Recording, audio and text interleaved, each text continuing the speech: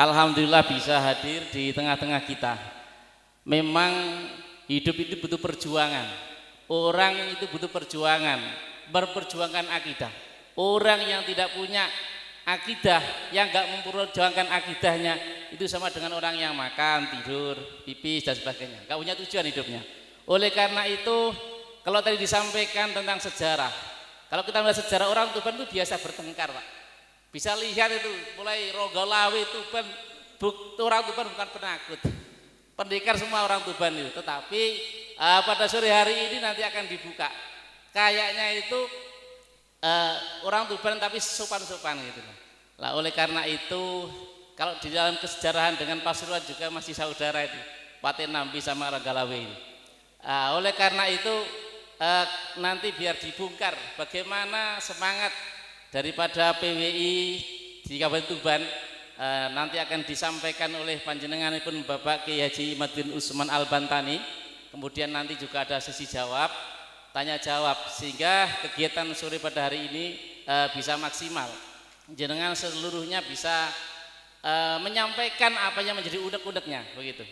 Oleh karena itu langsung saja kita persilakan kepada beliaunya Bapak Kiai Haji Imaduddin Usman Al-Bantani yang sore hari ini sudah ada di depan kita.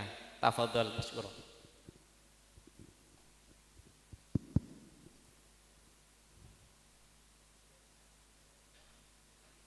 Assalamualaikum warahmatullahi wabarakatuh.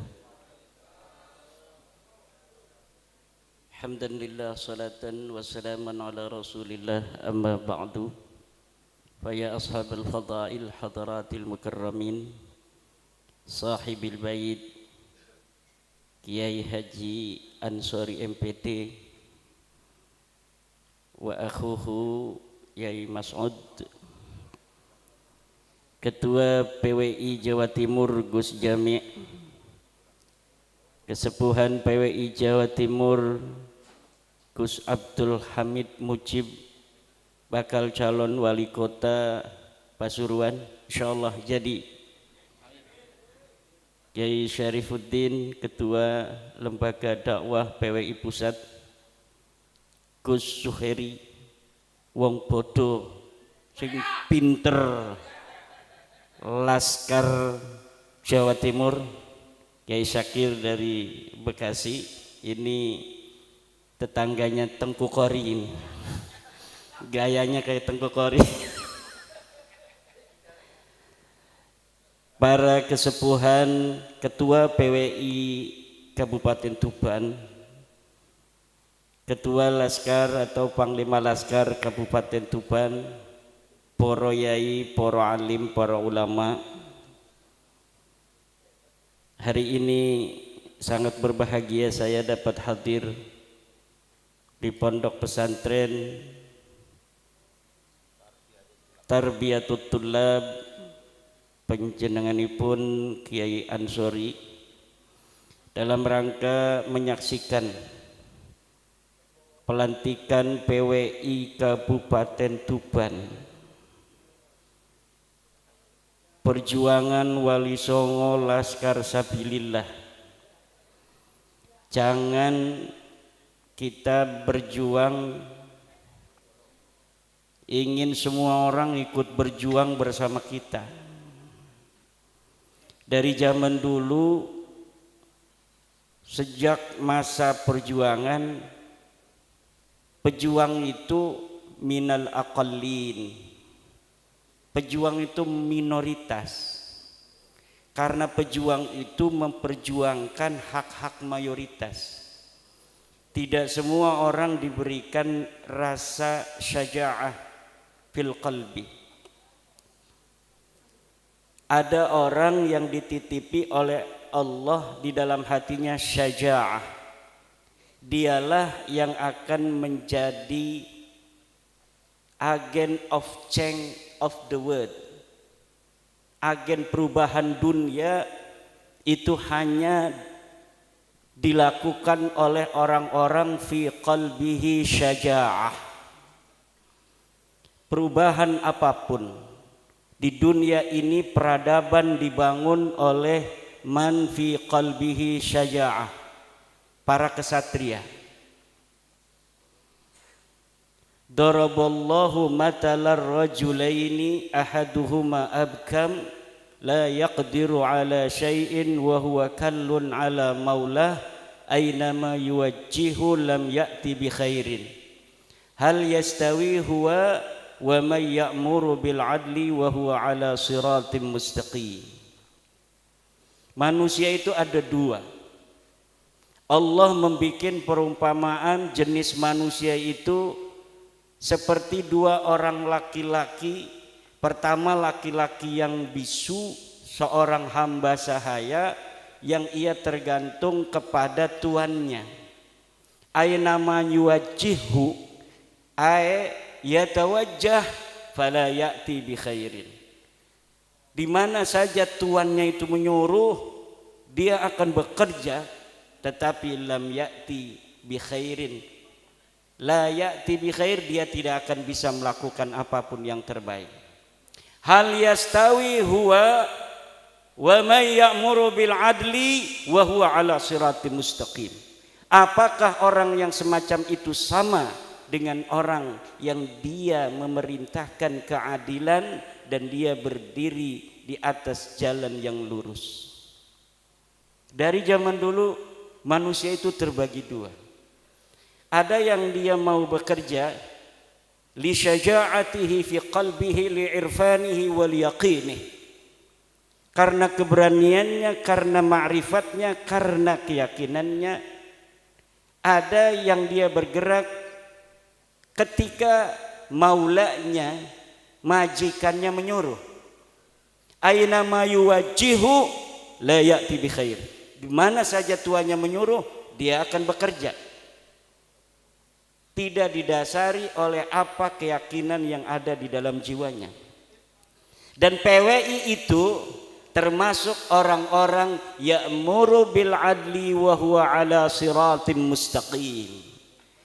Dia adalah orang-orang yang memerintahkan kepada keadilan dan dia berdiri di atas jalan yang lurus. Bagaimana tidak lurus? Wal takun ummatun yad'una ilal khairi wa ya'muruna bil ma'rufi wa yanhauna 'anil munkari wa ulaika humul muflihun. Ini PWI. Ciri pertama PWI adalah yad'una ilal khair, menyeru manusia kepada kebaikan. Ini yang harus dijaga. Wa ya'muruna bil ma'ruf, dan memerintahkan kepada kebajikan, kepada kema'rufan, kearifan lokal. Wa yanhauna 'anil munkar, dan mencegah dari kemungkaran. Wa minal munkarati may yantasibu ila ghairi abihi bi ghairi haqqin. Dan daripada kemungkaran adalah yang ada di depan mata kita hari ini, orang yang bernisbat kepada leluhurnya yang bukan leluhurnya, fadlan anintisabihim ila Rasulillahi Muhammadin sallallahu alaihi wasallam bizuri wal kadzib. Apalagi orang-orang yang hari ini kita lihat berintisab kepada Rasulullah dengan dusta dan penipuan. Dengan penipuan dan dusta, dan kedustaannya ini terverifikasi di dalam kitab-kitab sejarah. Kedustaannya ini terverifikasi di dalam kitab-kitab nasab. Namun mereka tidak mau. Mereka tidak mau menerima kenyataan bahwa mereka bukan cucu Nabi. Masa iya kita lahir sebagai cucu Nabi kok mau mati jadi mantan cucu Nabi? Di sini ada rasa gimana gitu. Masa iya kita sejak kecil jadi cucu Nabi kok mau mati Gus Jami? Kita jadi mantan cucu Nabi. Ada seorang Habib dalam status Facebooknya yang di screenshot oleh teman dikirimkan kepada saya. Orangnya sekarang baru meninggal sebulan yang lalu. Dia ahli nasab daripada Rabita Alawiyah. Dia mengatakan bagaimanapun caranya kita akan lawan dan pertahankan nasab kita. Setelah nulis begitu dia mati. Siapa? Saya nggak ngomong nama ya. Langsung mati. Jangan macem-macem dengan Wali Songo. Jangan macem-macem. Kenapa? Karena apabila sesuatu kasyful astar telah terjadi, maka tidak ada satu kekuatan pun yang mampu untuk mencegahnya. Kalau orang berani untuk berdiri tegak ketika ada bulldozer, maka dia akan terlindas oleh bulldozer. Siapapun dia, kalau Allah sudah berkehendak. Dan ini nampaknya Allah betul-betul sudah berkehendak.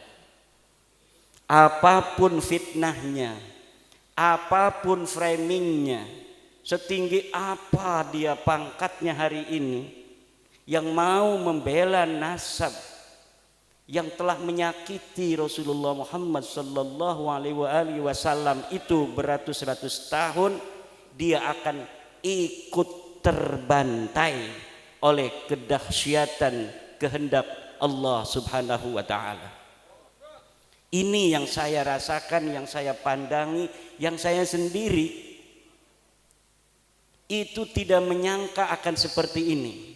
Dan setiap langkah itu diberikan kemudahan oleh Allah, karena bukan Imaduddin yang mau, bukan Gus Jami yang mau, bukan Gus Abbas yang mau, bukan Gus Sukhairi wong bodoh yang mau. Wong pinter pun tidak bisa, apalagi cuma wong bodoh. Tapi ini nampaknya memang betul-betul kehendak Allah Subhanahu wa ta'ala. Tidak ada jalan lain, terima saja ente bukan cucu Nabi.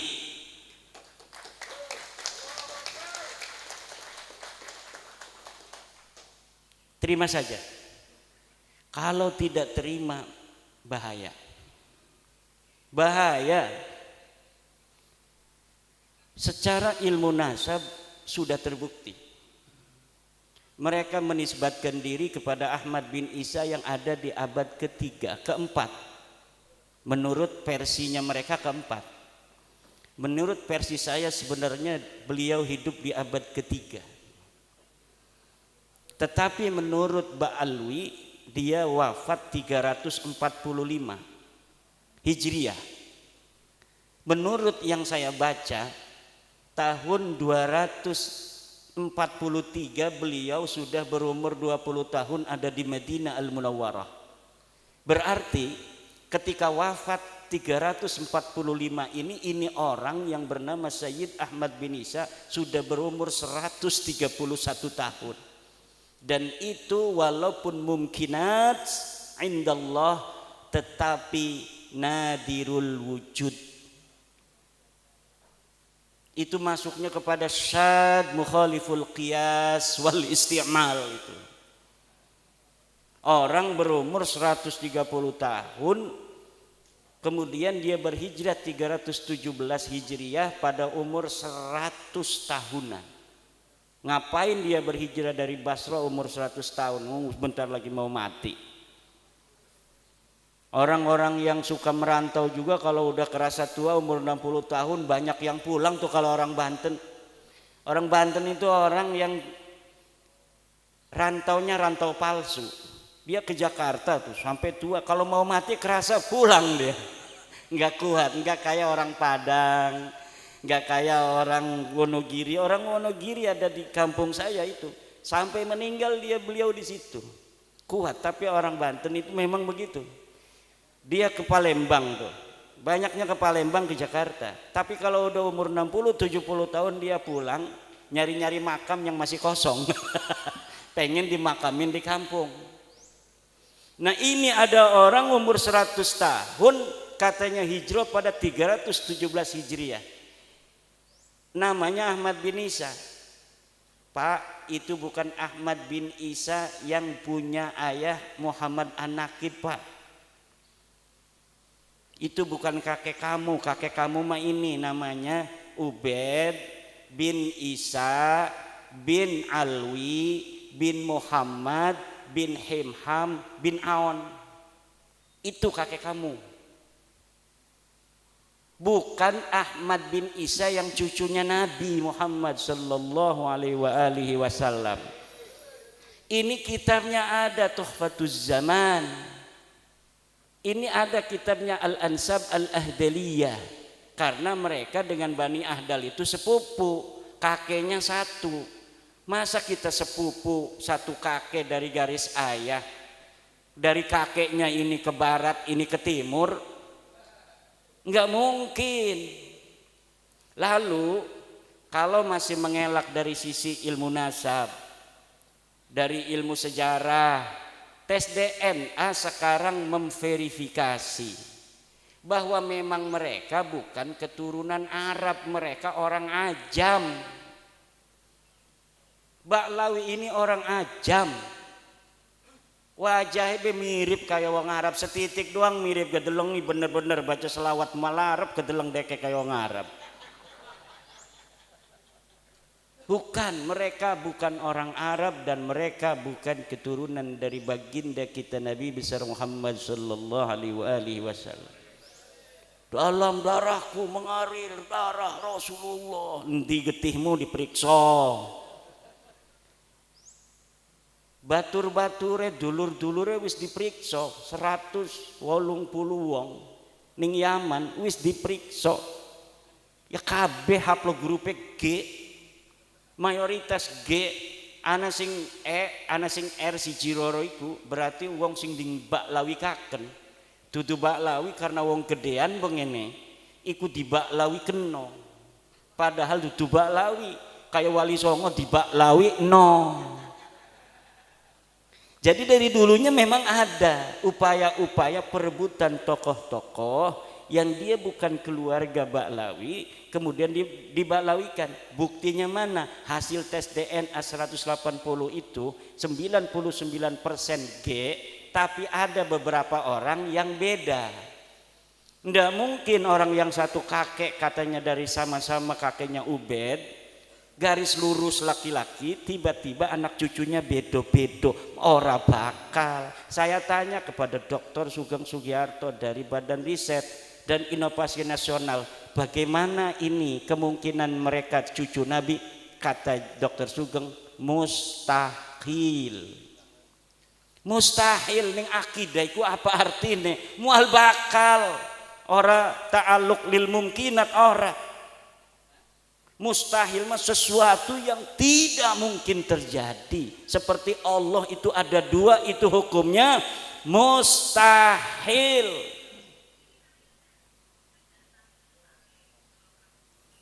Jadi seperti hukumnya Tuhan itu ada dua, begitulah hukumnya Baklawi ini keturunan baginda Nabi besar Muhammad sallallahu alaihi wasallam.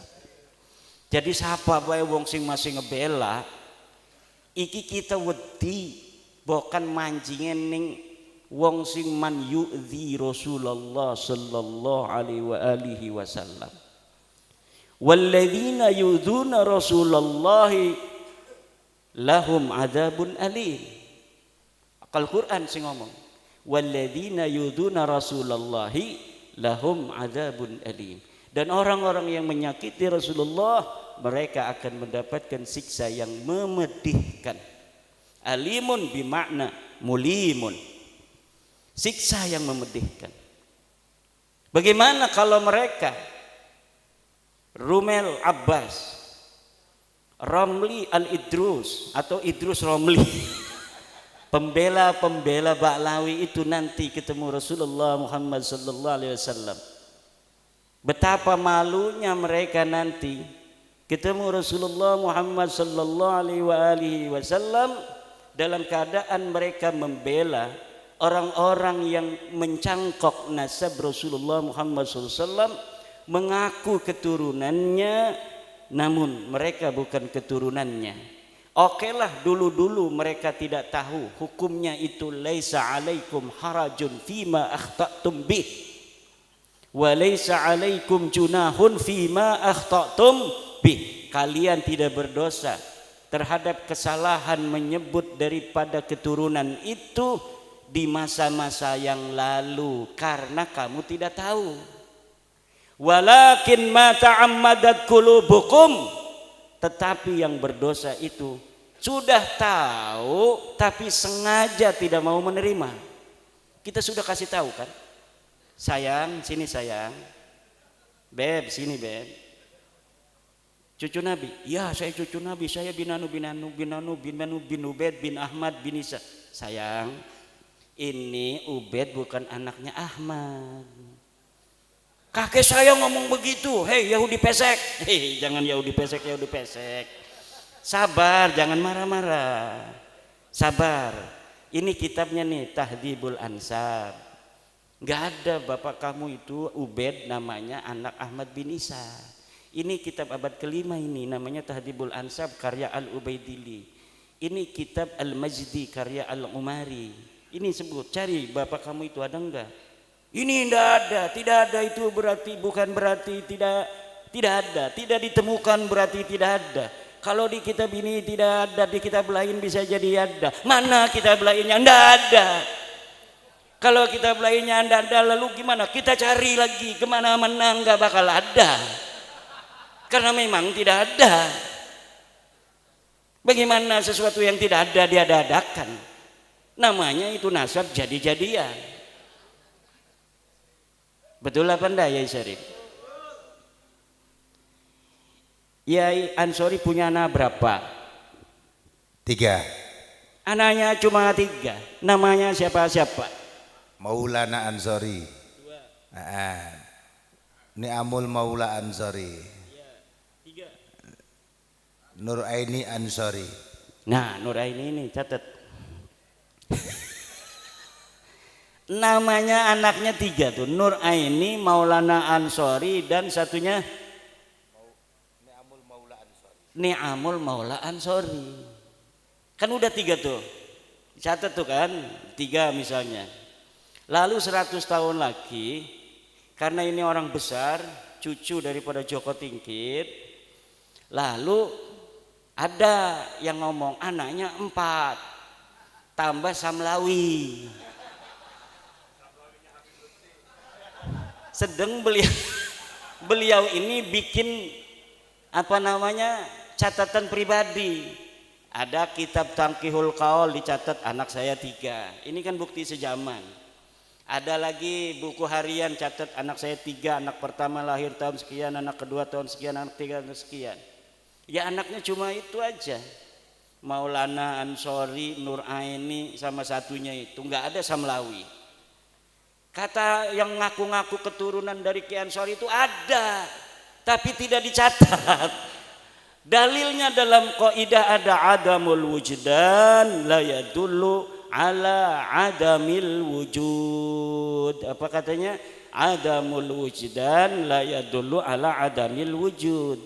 Tidak ditemukan bukan berarti tidak ada.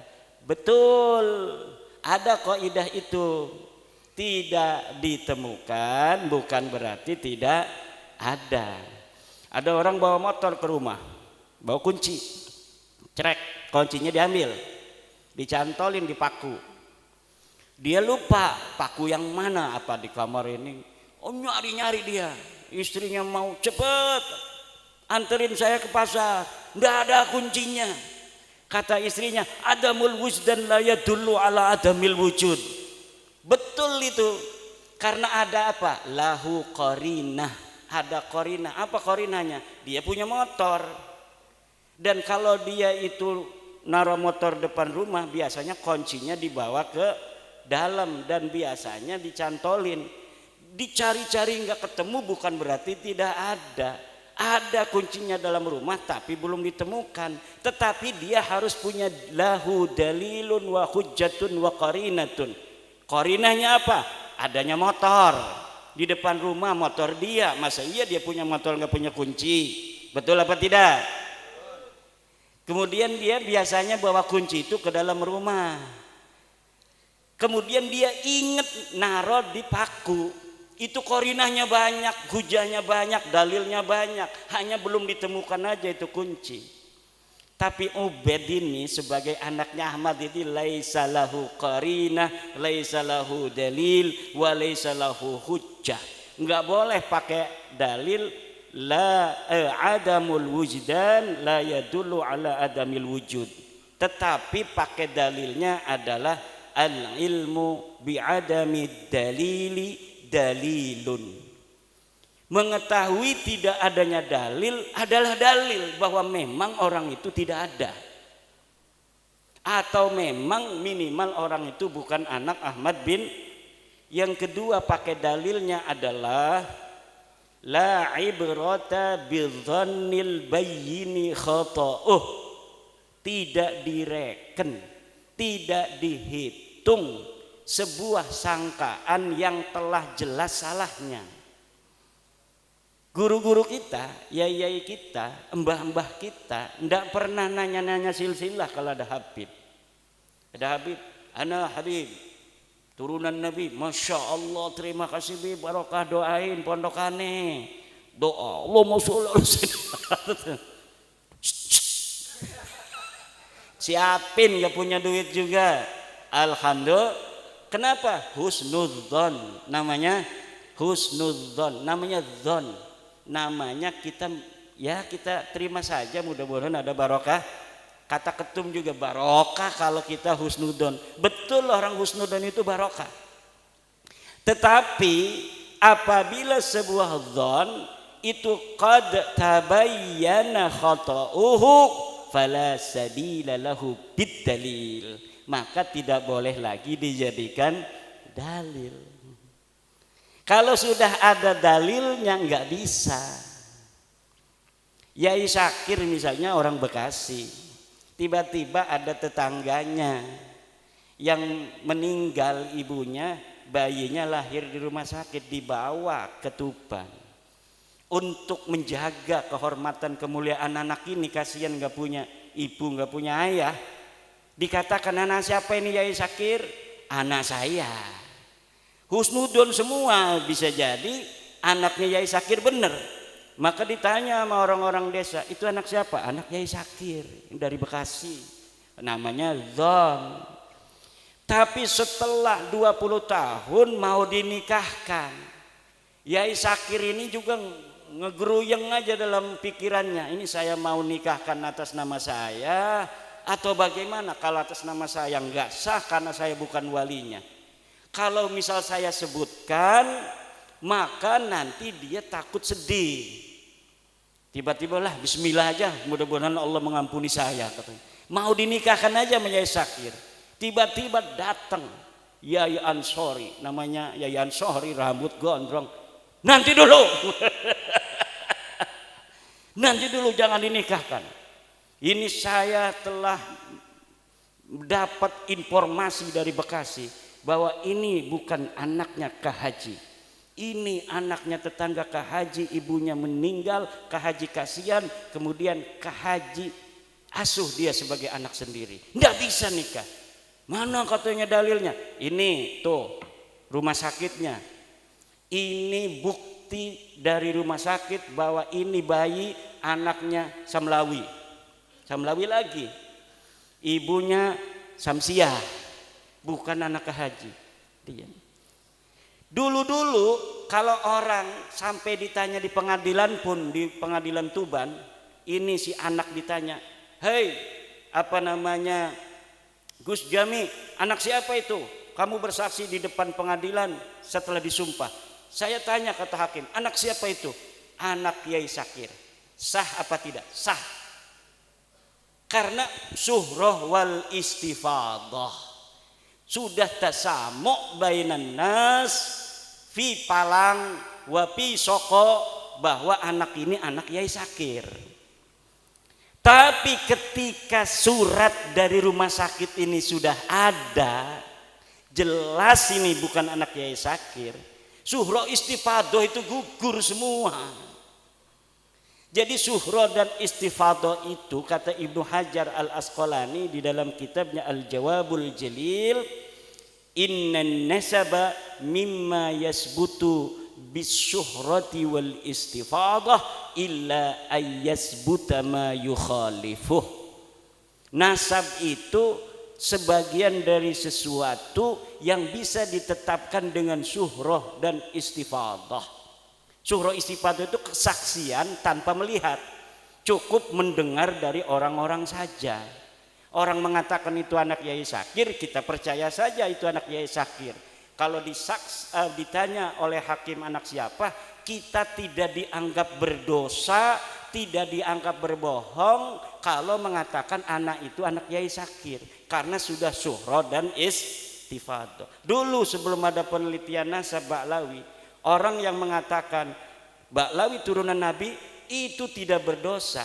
Kenapa? Sudah syuhroh wal istifadah. Tapi ketika surat lahirnya ada bahwa Ubaid ini leluhur mereka bukan turunan Ahmad, ya ndak boleh. Kan kitabnya sekarang baru ditemukan. Kitab-kitabnya ini banyak, itu sekarang baru ada di Indonesia.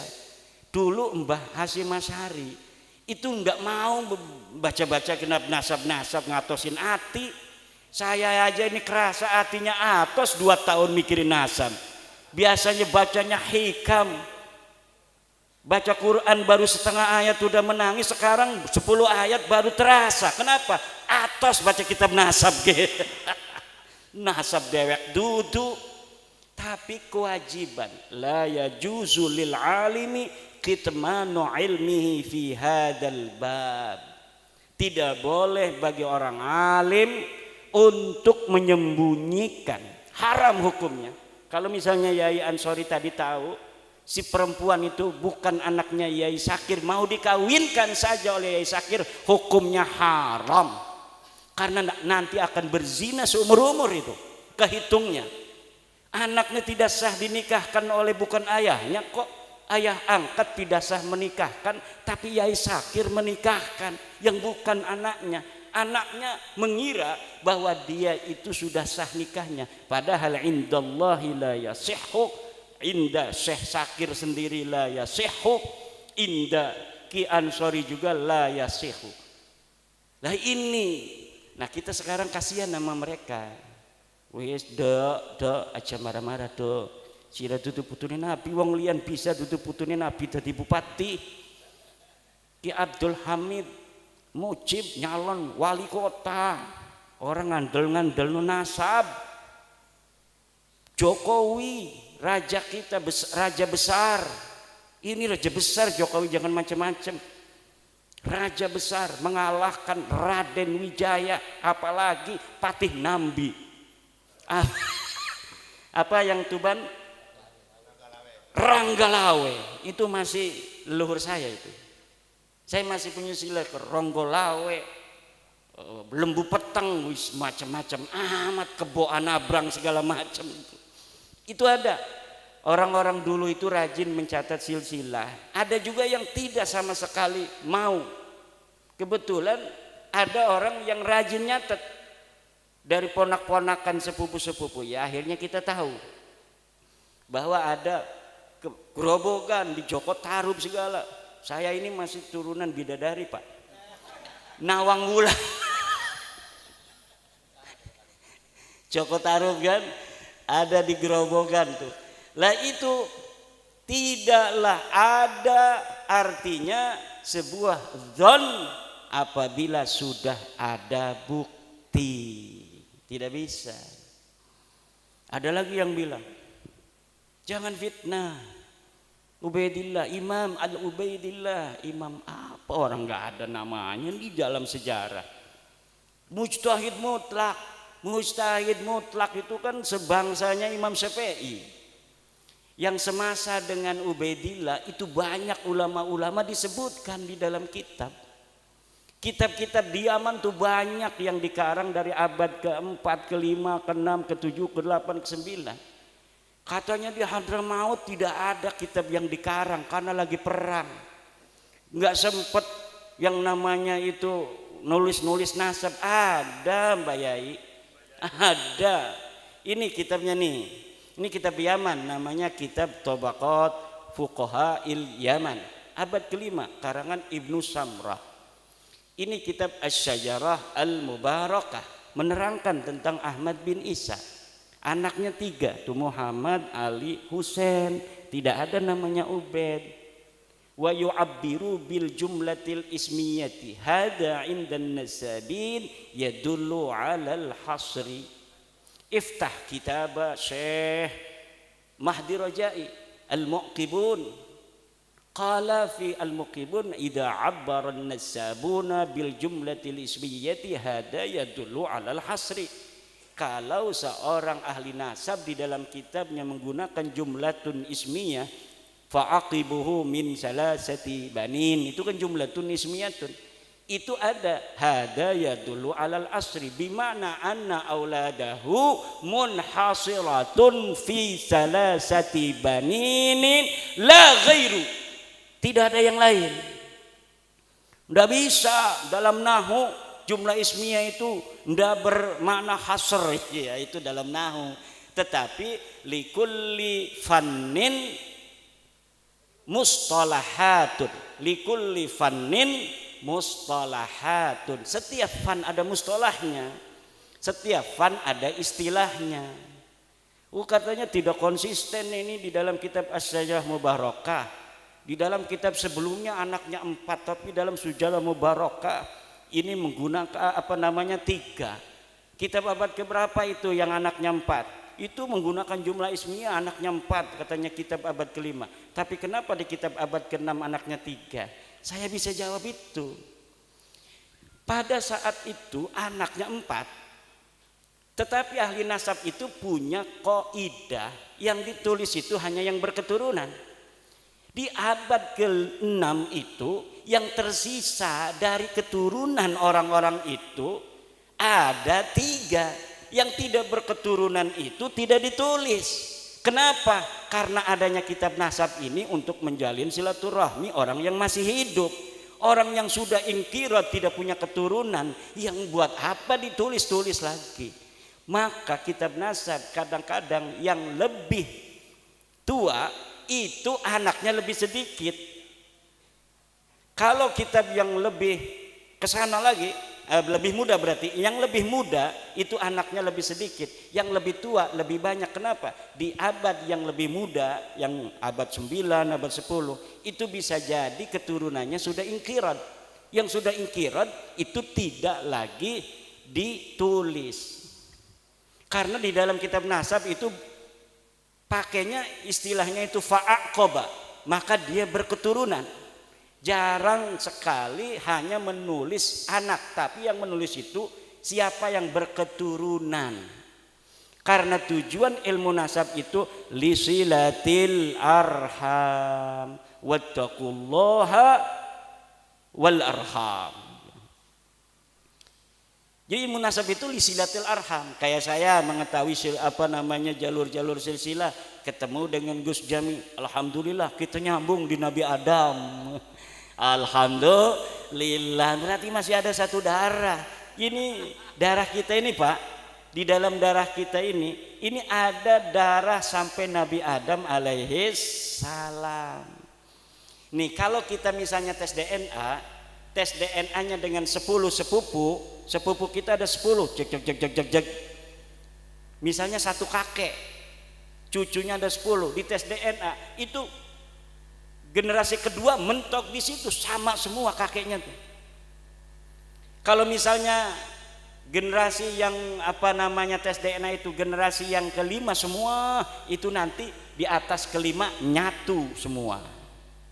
Nah ini Baklawi yang sudah tes DNA ini kan udah tes DNA nih 187, dan kita punya 7, yang satu dari relawan Baklawi yang mendukung kita. Ada Baklawi yang mendukung kita rahasia, bahaya itu orang, bisa dimarahin itu. Nah itu yang satu relawan itu akunnya pun kita yang pegang, jadi kita bisa teliti dia sedalam-dalamnya. Kalau yang kita akunnya nggak tahu, hanya melihat ke pengumuman yang ada di dalam internet family tree DNA, ya hanya luar-luarnya saja mengetahui, oh dia bukan orang Arab, oh dia bukan turunan Nabi. Tapi kalau kita buka akunnya, kita bisa ketahui sepupu dekatnya siapa saja, sepupu jauhnya siapa saja, dan kita itu punya. relawan dari Ba'lawi sendiri. Dan ini rahasia dari Indonesia apa dari Yaman, pokoknya di dunia ini ada Ba'lawi yang mendukung PWILS dan dia mau jadi relawan. Dan kita sudah teliti, yakin, hakul yakin bahwa mereka, dia dan keluarganya bukan keturunan baginda Nabi besar Muhammad sallallahu alaihi wasallam.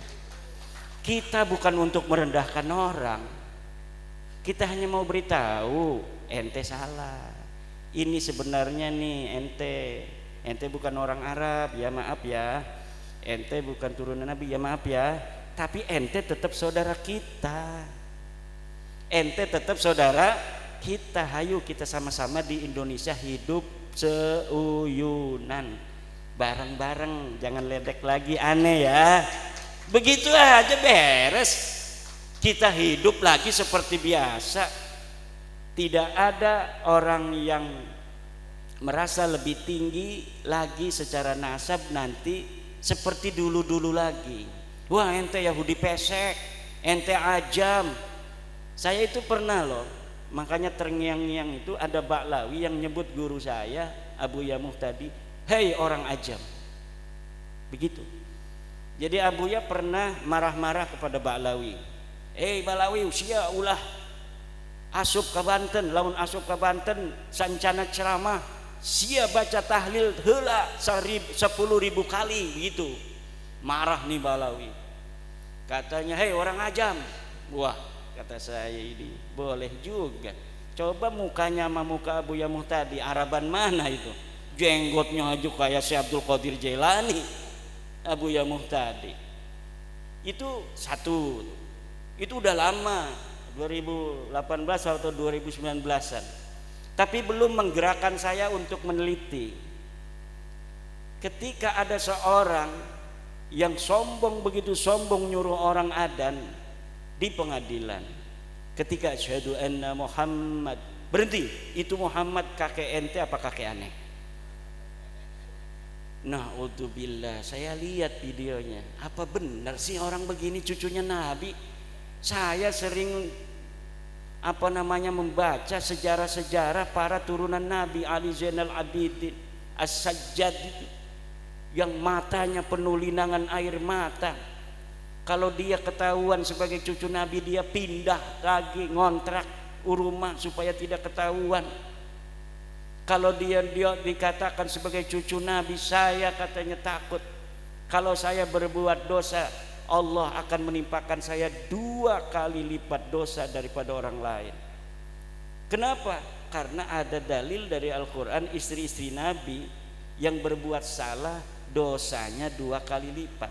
Turunan tidak ada di Al-Qurannya, tapi cucunya Nabi itu mengkiaskan istri-istri Nabi dengan cucu Nabi Muhammad sallallahu alaihi wasallam dalam dosa, bahwa dosanya bisa jadi kita juga 2 kali lipat karena ada nisbah kepada Rasulullah Muhammad sallallahu alaihi wasallam. Itu saja.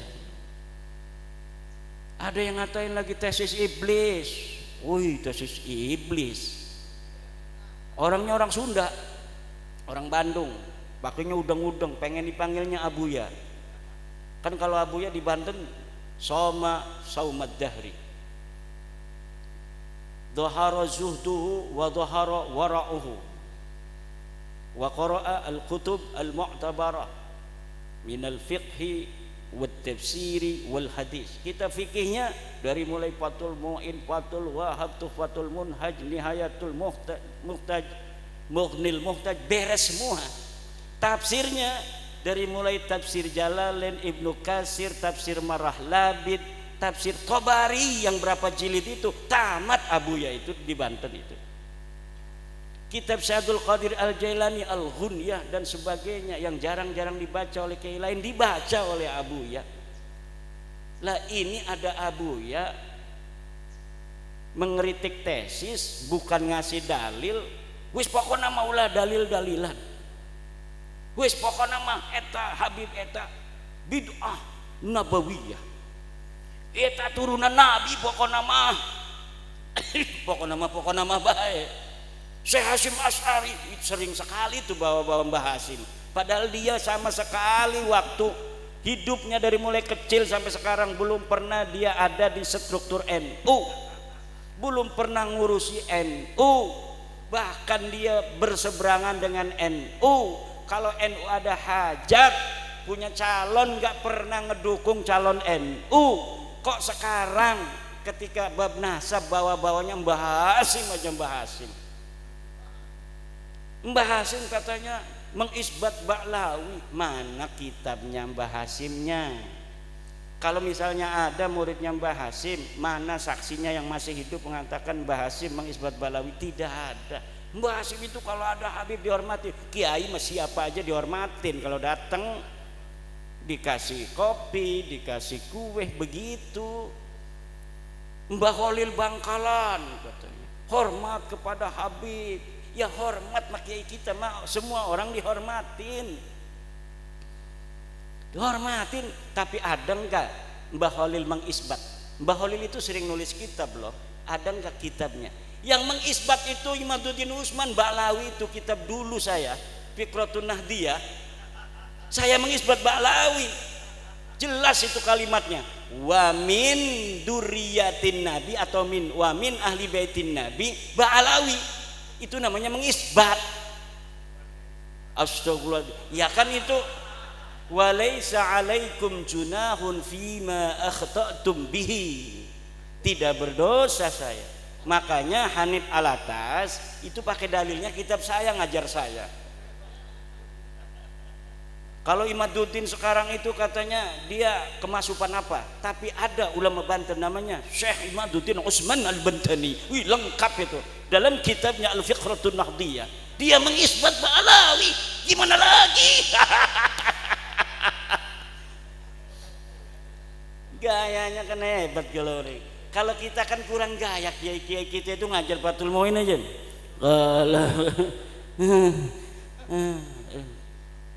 Dengan tidak mereka tidak meyakinkan, padahal mah yudhiru tawadu, yudhiru atau kiai kita itu tidak meyakinkan kalau dibandingkan dengan ada orang-orang begitu.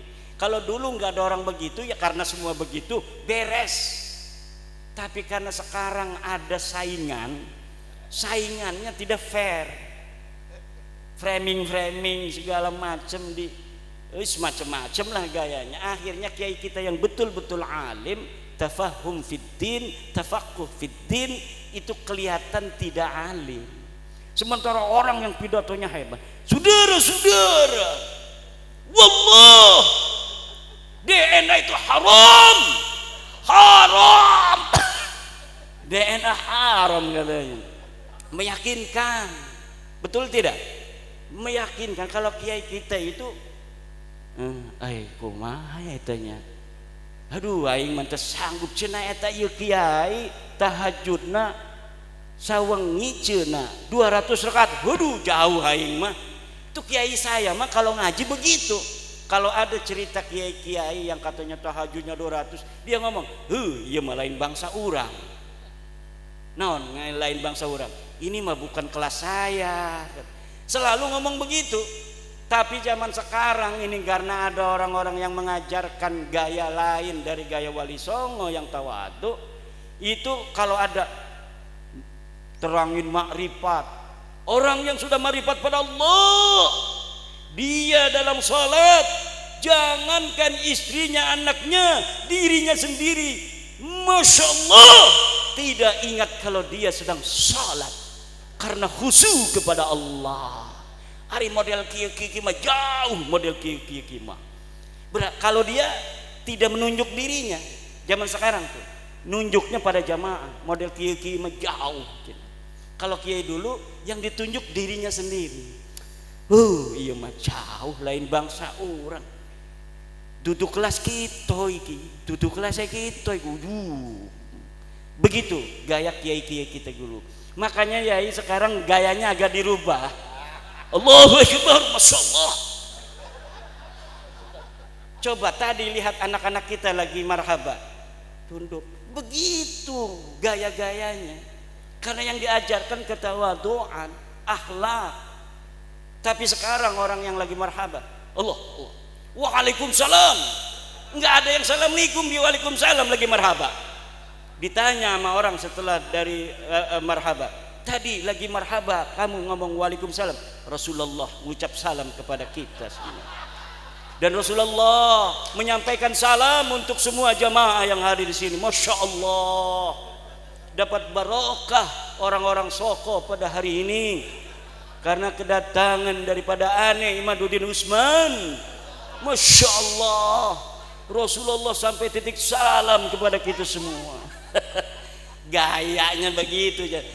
Na'udzubillah, kita tidak diajarkan seperti kita ala manhajil auliya ittis'ah. Kita manhaj wali songo yang arif dan bijaksana, berdakwah dengan ramah tidak marah, berdakwah dengan manis tidak bengis, berdakwah dengan beradab tidak biadab. Wallahu huwal muwaffiqu ila aqwami thariqin. Wassalamualaikum warahmatullahi wabarakatuh. Mungkin ada 2 atau 3 pertanyaan boleh. Terima kasih tadi yang telah disampaikan oleh panjenenganipun Kiai Haji Imaduddin Usman Al-Bantani. Mungkin dari yang hadir di sini kami persilakan untuk menanyakan terkait dengan hal-hal yang perlu ditanyakan. Karena waktu kita batasi 3 aja, 3 penanya. Mungkin ya yang tinggi itu tangannya, satu lagi.